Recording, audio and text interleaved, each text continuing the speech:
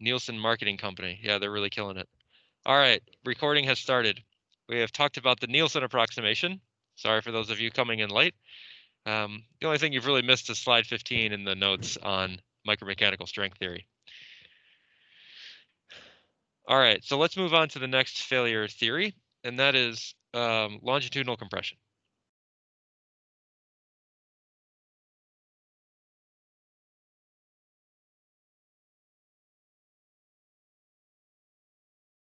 Sounds like those posts that they're hitting into the ground over there are going to fail in longitudinal compression. I can hear them banging those dang posts in the ground like 24/7, man. Come on, give me a break. I'm going to hear it in my dreams for weeks. All right, so longitudinal compression. The picture you should have in your head, again, let's draw a picture of what's going on here. Longitudinal, referring to sort of along the length of the fibers. So here's my unidirectional composite. All my fibers kind of running in this direction. We have our standard coordinate system, 1, 2, 3. And longitudinal compression would be applying sort of stress in the same direction of the fibers. Here, obviously, compression.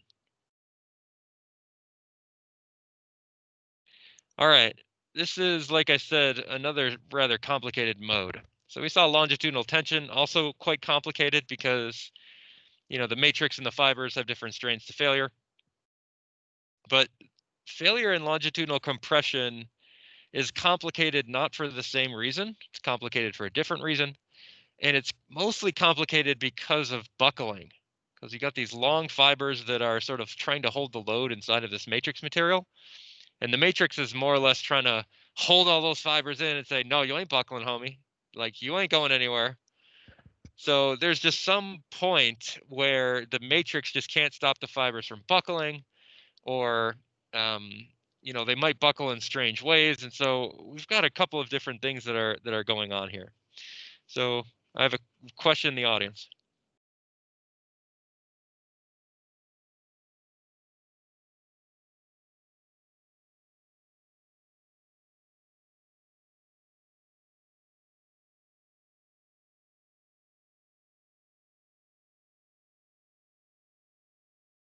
Uh,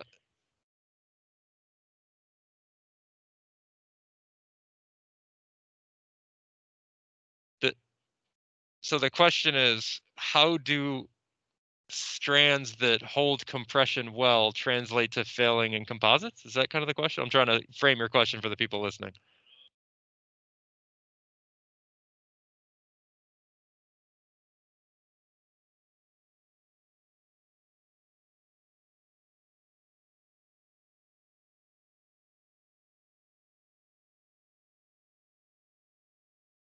Right. So the question is, how do fibrous strands that don't hold compression well fail in compression, even though the matrix is there? I guess I'm not quite understanding your question.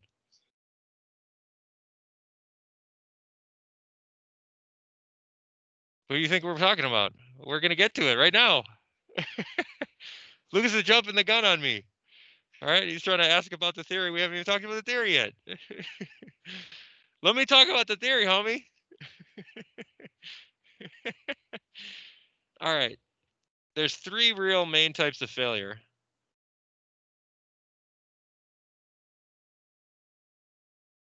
And each of them has their own kind of failure equation, okay? If we want to talk about that. The first type would be fiber microbuckling, which is kind of what I've talked about already.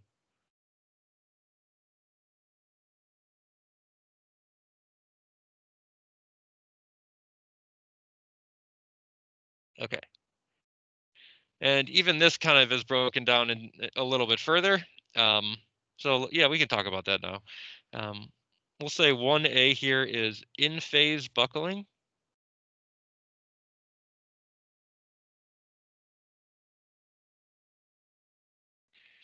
And sort of method B is, can you guess it? Not in phase, out of phase.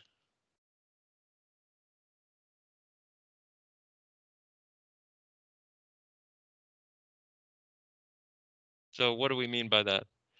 All right, well, if you've got a composite material and you're compressing this thing, and the fibers inside of the structure are buckling, they can buckle in phase, which might look something like this. So they're all kind of buckling in the same way. This would be like a high order mode of buckling. So this would be like an in-phase effect.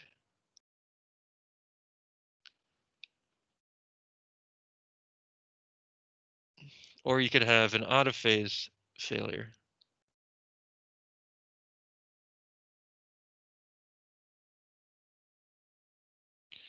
where you got one that's kind of going like this, maybe one that's straight over here, hasn't quite buckled yet. Maybe you got another one that's, I don't know, buckling a little bit higher frequency, something like that. All right. This would be out of phase. They're not necessarily communicating their current state of affairs to each other. Sounds like my relationship. Just kidding, honey.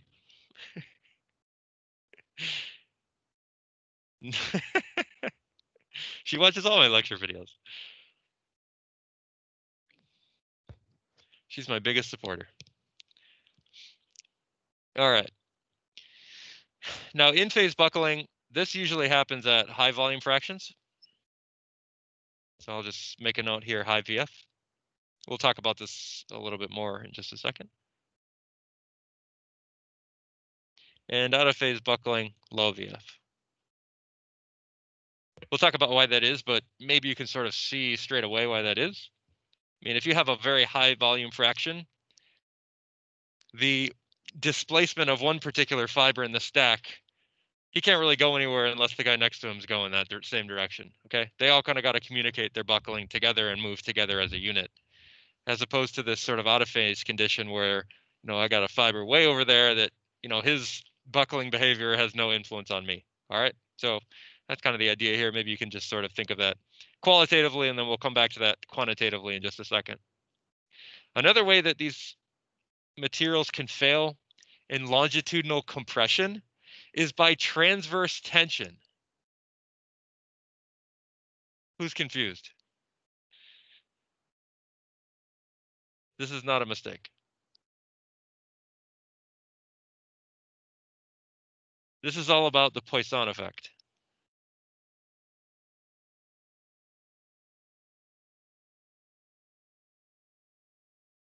Okay?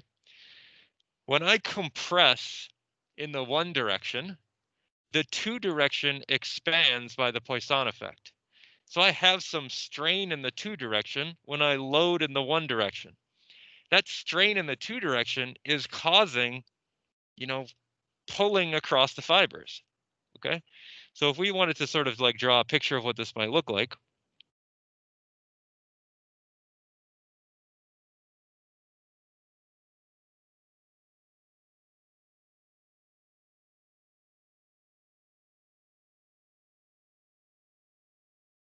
yeah, I'm straining this guy by putting compression here. So here I have some strain in the one direction and compression. We know from Poisson effect is if I'm straining in this one direction, I'm compressing this, then I have tension in the two direction to compensate.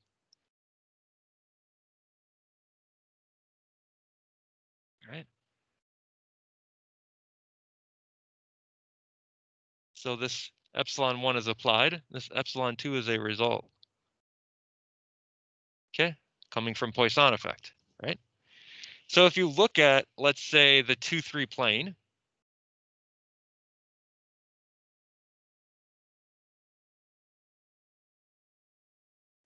and I'm compressing into and out of the page here,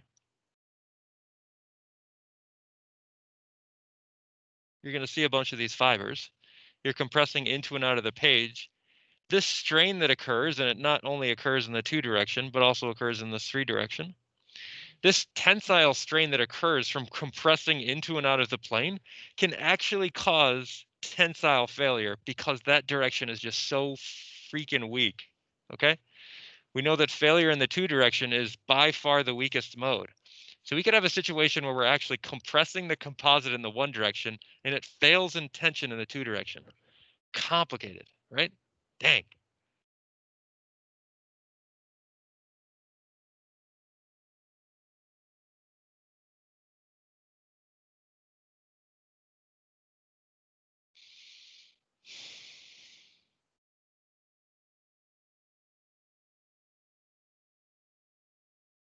All right.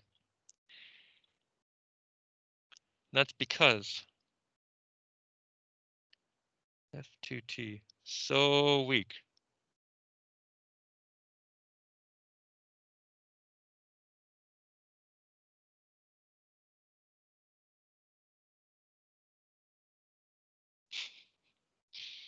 Okay, continuing.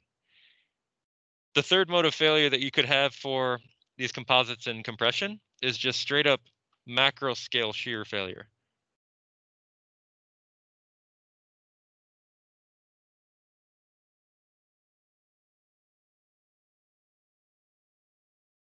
I'll do my best to sort of draw this picture.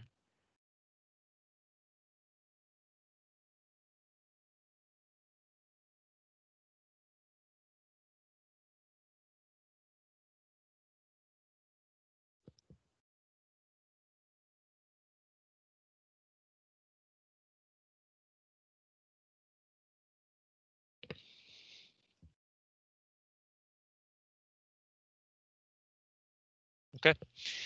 So imagine that this is like your two parts of a composite that is sort of like split across each other, sort of in this global sort of shearing manner. Okay. So you're compressing this guy here and compressing this guy down here. And that causes just this whole macro scale thing to just slip across itself and shear in this like really large global fashion.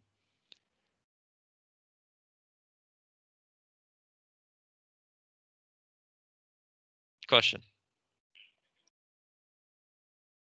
All right, Lucas is back on the question train. Everybody watch out.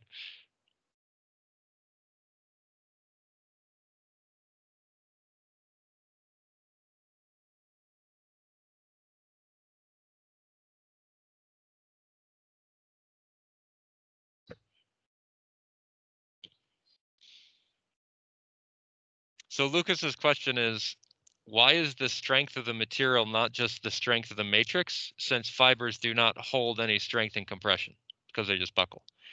Well, in a composite, fibers do hold strength in compression. Okay, they have the ability to share load and hold load because the matrix is restricting them from buckling, right? It's like the same idea as what's happening in those columns pounding into the ground over there. Okay, they have a cage that encloses them, stop them from sort of like shimmying, right? It's part of the reason why they're using that cage is to maybe stop some of the buckling behavior from happening.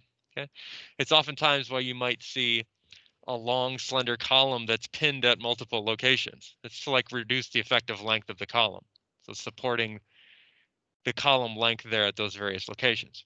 The idea here is that if you have full matrix material, you're fully supporting the whole length of that column so that it's allowing it to sort of transfer its compressive strength. Is that clear? Yeah. All right. So let's look at each one of these failure types in longitudinal compression. Do I have a question in the chat? Would the buckling that occurs be closest to fixed as opposed to free? The boundary conditions at the end. Yeah, I would say neither of those because you have this fiber that's embedded inside material. So here's this blow up of this fiber. And in your 3005 class, you typically model buckling as like one axial load here and nothing supporting the sides. That's what you do in your 3005 class, okay?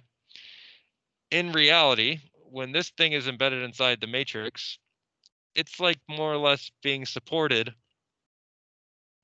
by some line load all across the way here, both sides. And by both sides, I mean 360 degrees. So you no longer have like an effective length in the same traditional sense that you might have 3005, where you have like a pinned or a fixed boundary. That's because like the edges of this fiber have a completely different boundary condition than what you saw in 3005, which was just like some axial forces on the end. All right. So the derivation of the critical load for buckling for this guy, outside of the scope of undergraduate education. All right. You want to learn about that guy? Go to graduate school. How's that? Better? Or are you more confused? Okay, better. Okay, then let us move on and look at this microbuckling effect. So this is sort of failure mode number 1 in longitudinal compression. It's microbuckling.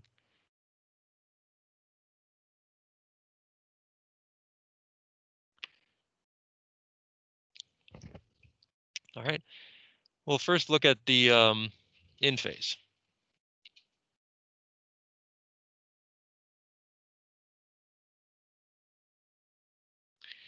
And for Inphase microbuckling to occur, just remember the sort of picture that we had. Inphase, all the fibers kind of failing with the same sort of shape. Imagine that I can actually draw well and those are all have the same shape. Pretend. Pretending's fun. Okay. This occurs at high volume fraction.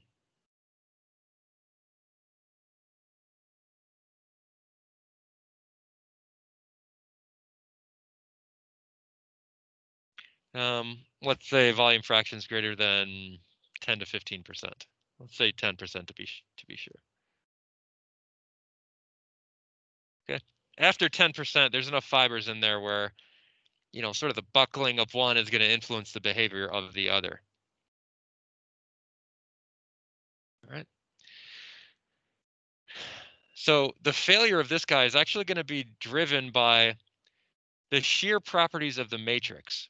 And that's just because when these fibers are sort of starting to shift and buckle around, you get this like loading that's occurring at like a 45-degree angle. And we know like loading axially at a 45-degree angle with something that's going on is probably indicating some shear planes developing. Hopefully you talked about something like this in your material science class, sort of like a lot of shearing which can occur when you're loading stuff at like 45-degree angles, okay? So here shear modes are dominating. Oh my gosh, what just happened? Okay, good. I got all my stuff back.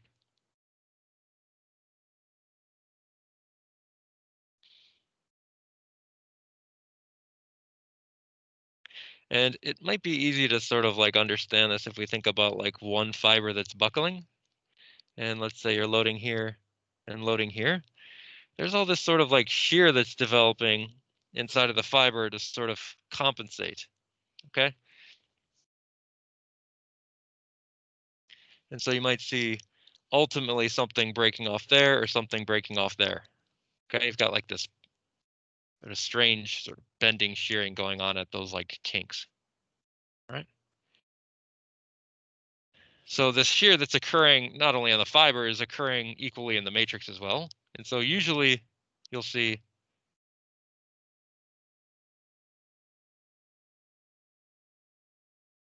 will fail in shear,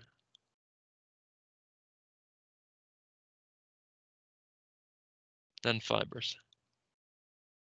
That's usually how the progression goes. And the failure strength in the one direction in compression, this is just very crude model, is approximately equal to the shear modulus of the matrix divided by 1 minus VF. Purely empirical. Very strange. I can't explain this. I have no physical reason to explain this other than saying it's dominated by shear. You see sort of the shear modulus of the matrix pop itself in there, and the more fibers you have, the worse you are. There you go. Or sorry, the better you are. Sorry, the better you are because they're holding you, sort of holding you together. Okay. And this is good for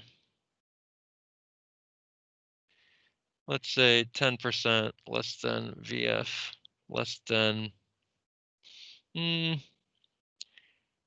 we want to say 60%. It's probably a good number. We'll talk about what happens at values higher than 60% a little bit later. All right.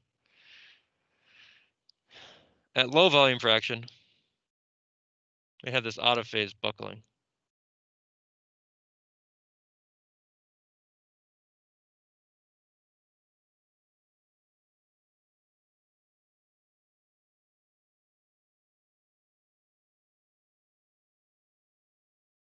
Here, strength.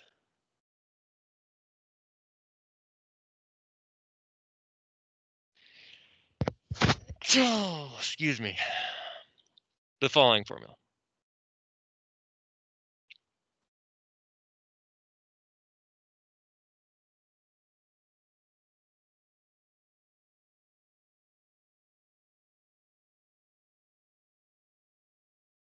Modulus of the matrix multiplied by the modulus of the fibers in the one direction, multiplied by the volume fraction, divided by 3 times 1 minus the volume fraction. All this to the 1/2 power. Again, I don't follow the physics on this one. I'm sorry, I can't give you more information than that. Somewhat empirical formulation.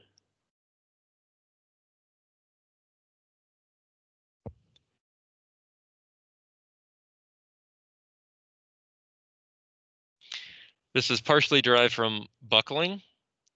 So you see things coming in here like the modulus of the matrix, modulus of the fiber. So governed by buckling of individual fibers. So this is kind of getting back to the supporting the sides of the fibers with some line load and what that might look like if you were going to take that to failure. All right, got some kind of cool pictures of some like localized microbuckling.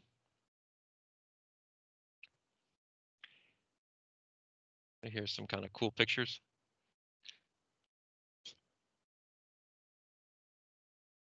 And this is going to be for in-phase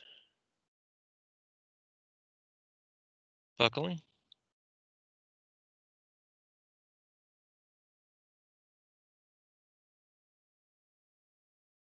So these are in the notes if you want to kind of take a look at this.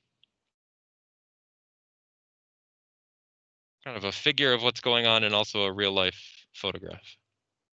And by photograph, I mean a picture taken with a very high powered instrument.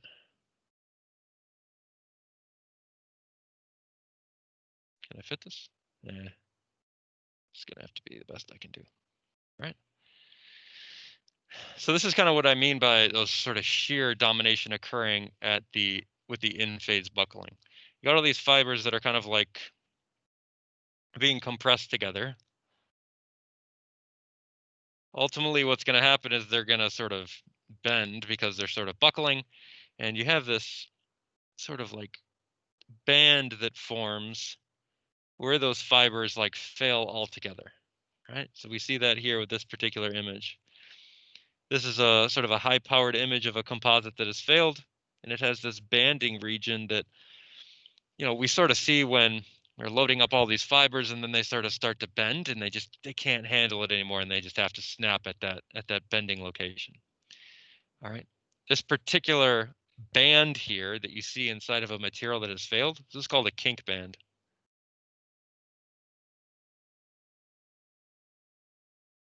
Sounds like a good name for a rock group.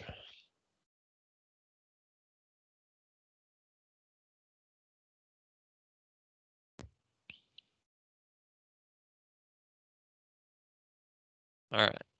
So the fibers here are like fracturing at this sort of localized area.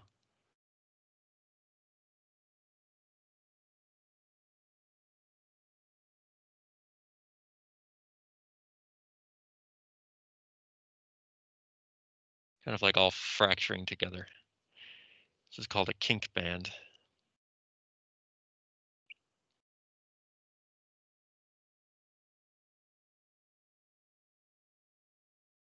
Okie dokie. Let's continue on with our failure discussion. And we'll move to this idea of longitudinal compressive failure and transverse tension. So we kind of already talked about this, but it's because these composites are just so weak when you load them in the two direction that even just loading them in a compressive manner in the one direction could cause them to fail in a tensile state in the two direction. Dang, complicated.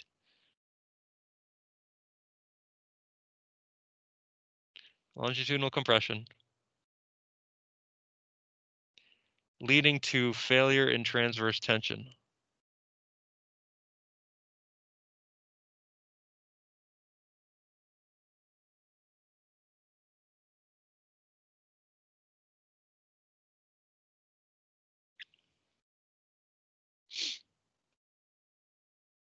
All right. So one direction is in compression.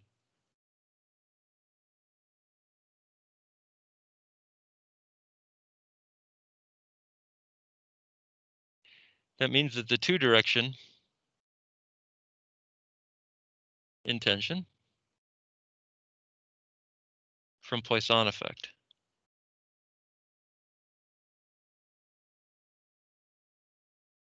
We can actually like put some derivation to this. All right. Where we say the Poisson's ratio nu1,2 is opposite of strain in the two direction divided by strain in the one direction.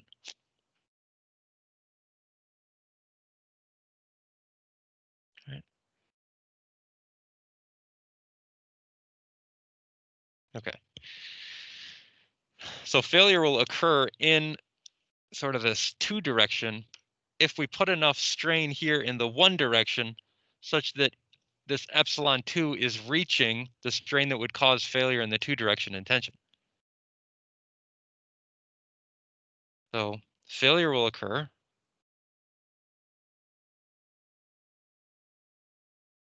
if epsilon 2 reaches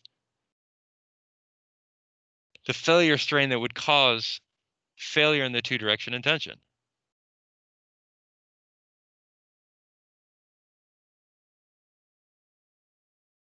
So that might look something like that. Here. Just rearranging this guy.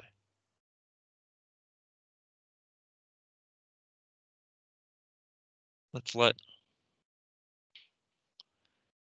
the strain in the one direction equal negative failure strength in the one direction in compression, because that's going to be whatever stress that we have on the piece when this fails. We're going to do it in compression, so a negative sign, over the strain of the composite in the one direction. So the strain that would cause failure in the one direction in compression is obviously the failure stress in compression divided by E1.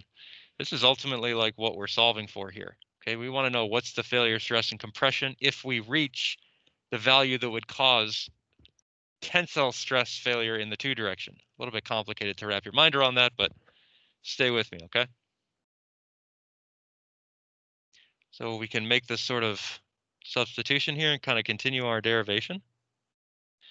This is going to be something like nu1,2 F1C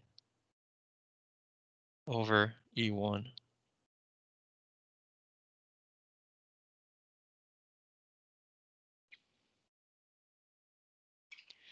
I want to rearrange because I want to solve for F1T.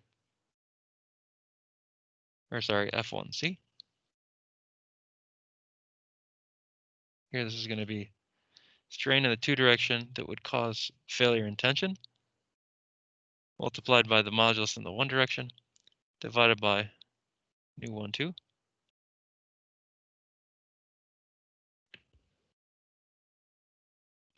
And so finally, we can come upon an expression or an equation for what is the failure stress in the one direction in compression if this thing is going to fail by transverse tension in the two direction. Dang. So we'll use rule of mixtures for nu1,2 remember we saw this before. For the composite, that's going to be VF nu 12F plus VM nu 12M. Oh, my handwriting's bad there, I'm sorry.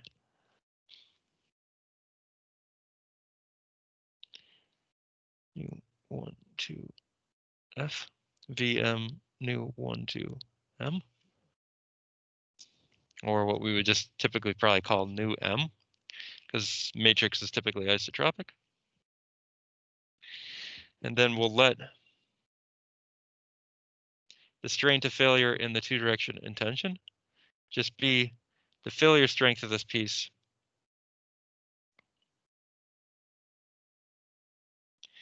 in the two-direction intention divided by the modulus of this piece in the two-direction.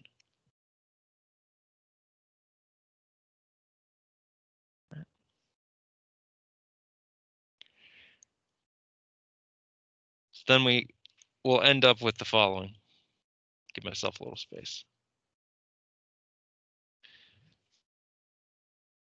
Strain in the two-direction of tension. This is going to be whatever the failure stress of this composite is in the two-direction intention divided by the modulus in the two-direction multiplied by the modulus in the one direction all over this rule of mixtures that we have for the modulus 1, 2, which is VF nu 1, 2 F plus VM nu M.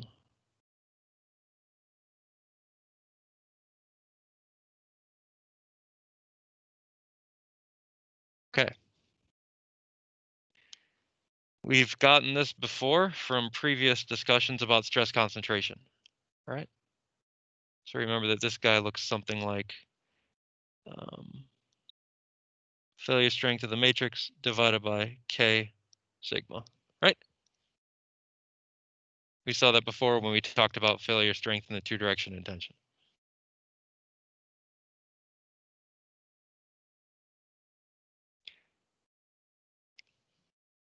All right, so there you go. Complicated. So this could occur.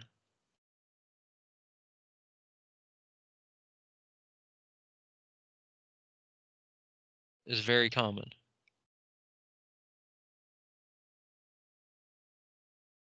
Could occur at any volume fraction, really.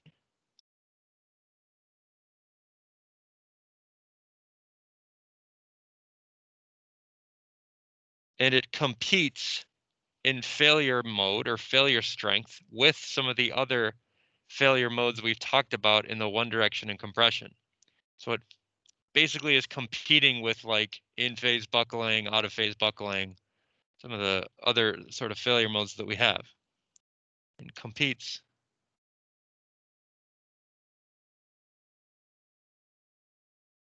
with other types of compressive failure.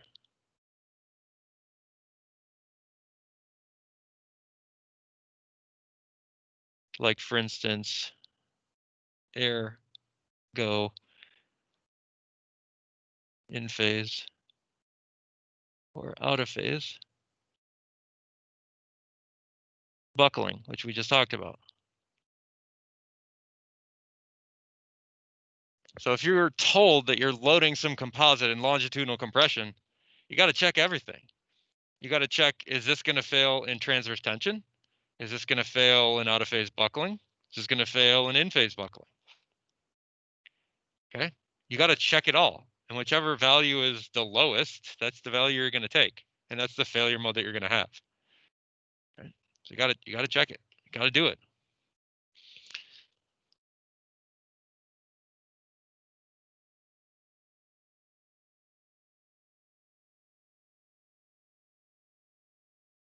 All right. The last type of possible failure that could occur occurs at very, very high volume fractions, and that's macro scale shear failure.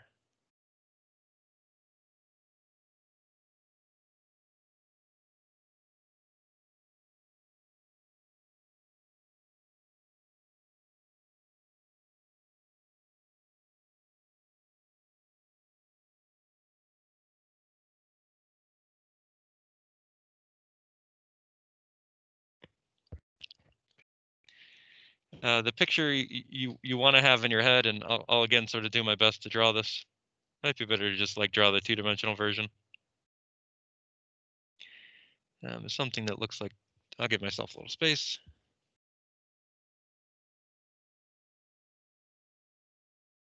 Oh gosh, I can never do graphic design. I'm just like the worst artist. All right. This is like your loading and compression here. So here's your sigma 1 in compression.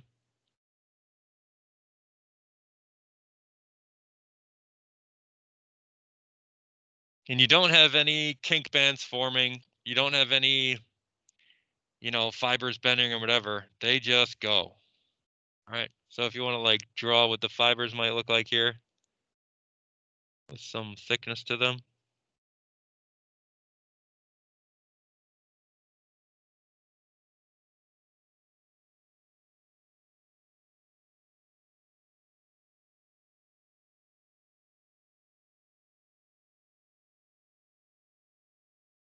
There's no real pre-buckling. They just go, baby.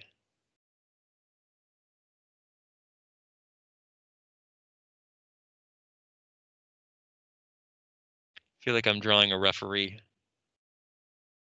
or a zebra.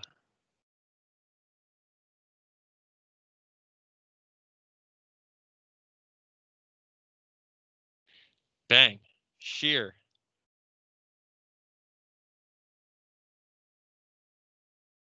There you go. It's kind of at this 45-degree angle with the loading direction. Right? If you have an element on a surface, hopefully you learned about this in 2004, 3005. You could have a rotated element basically in pure shear.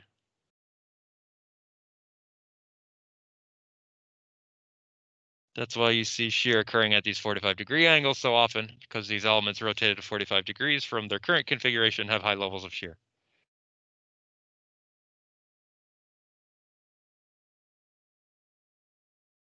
Okay, the only time this really occurs is if you have very, very high volume fractions, and your volume fractions are so high that you don't get any buckling, okay? This is very high volume fraction. We're talking 70% or more.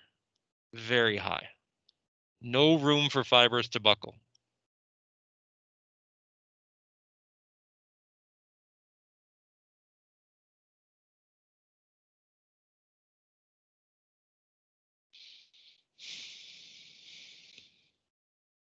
Okay. This is not seen all that often in reality.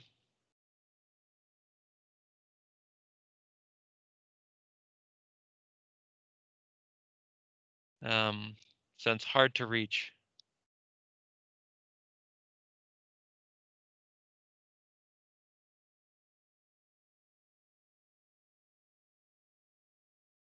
Okay.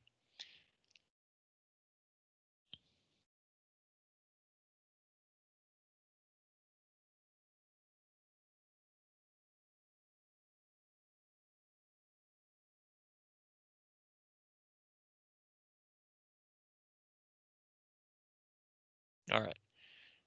So I'm just going to sort of present this without derivation.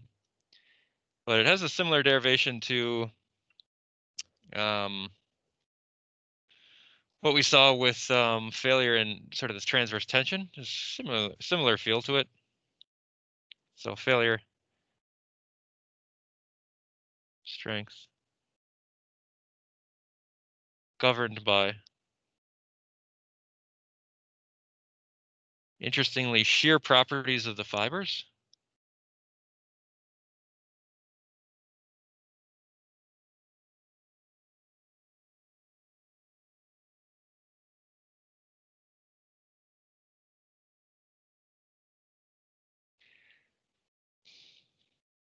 And it's going to look something like 2 times the failure strength of the fiber in shear. This is an FFS. No jokes.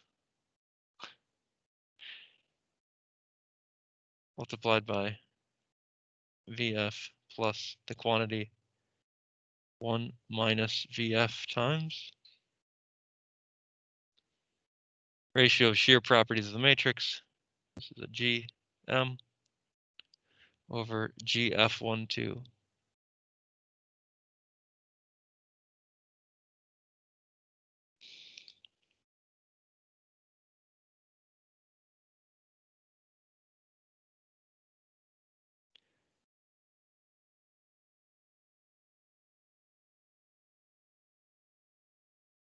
So we see a lot of shear components here. I'll just be clear. This is the failure strength of the fiber in shear. It's a very strange term.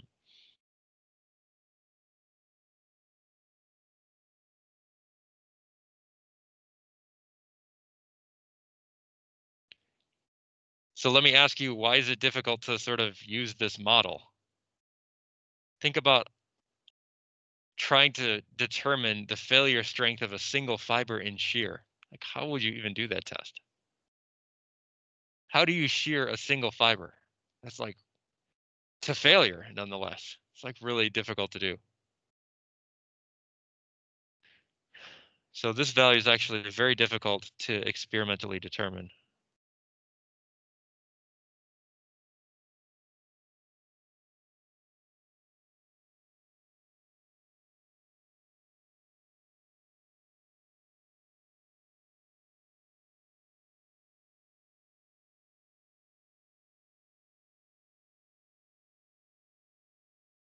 This FFS term. But you see that it really does govern the behavior, right? The failure strength of the fiber in shear is this sort of dominating term here. So it's more or less like you're going to fail whatever the fiber strength is in shear, multiplied by some constants that have to do with the shear properties of the matrix kind of holding it together and the volume fraction that you currently have. So all this stuff here, this is all just constants that modify whatever the fiber strength in shear is, okay? So more or less, your composite is just going to fail at whatever strength the fiber would fail in shear. Okay, that's it for today. That's longitudinal compressive failure. We'll finish out failure theory on Thursday for unidirectional composites.